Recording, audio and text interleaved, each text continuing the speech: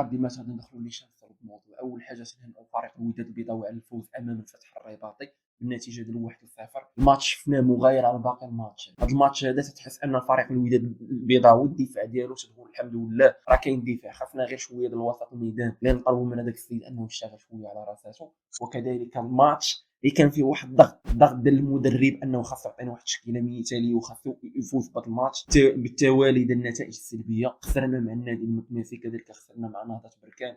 يعني كان المفروض اننا نربحوا هذا الماتش هذا. علاش؟ باش ديما نبقاو في الصداره وكذلك داخلين التنافسيه، وفي نفس الوقت اننا باش نحيدوا داك الشك نقولوا هذا ماكوينا هذا واش خدام الوداد، واش الاستراتيجيات ديالو مزيانين، واش هاد اللعابه اللي درنا لهم انتداب واحد اللعابه اللي يقدروا يعطيو شي قيمه مضافه للوداد ولا غير غادي يخرجوا على الوداد. الاسئله كاع كانت عند الجمهور، واي واحد عنده الحق انه باش يتسائل، عنده الحق باش انه يعطي النظريه ديالو، عنده الحق انه ينتقد، عنده الحق انه يقول انا ما. كل واحد والراي ديالو، وهذاك الاختلاف هو اللي تعطينا بما يسمى بالنجاح.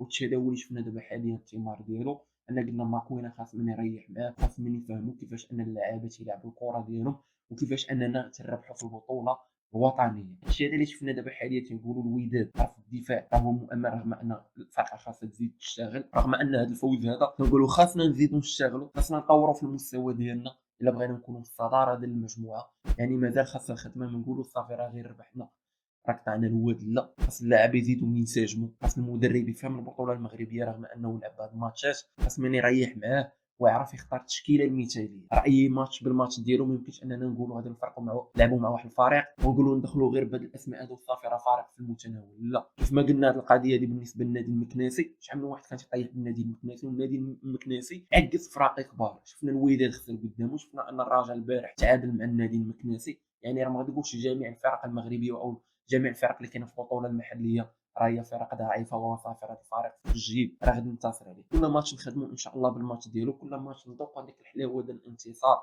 ونحيدوا ديك الفكره راه فريق سهل. وكل ماتش بغينا المستوى ديال اللعابه انه يتزاد ويتطور ونشوفوا ديك دقه الوداد القوه ديالها دقه باصات طوال ولا باصات قصار، وكيفاش اننا نوصلوا للمرمى، كيفاش اننا نماركي بواحد الطريقه اللي هي فنيه وفي نفس الوقت نخرجوا من الماتش بدون اصابات.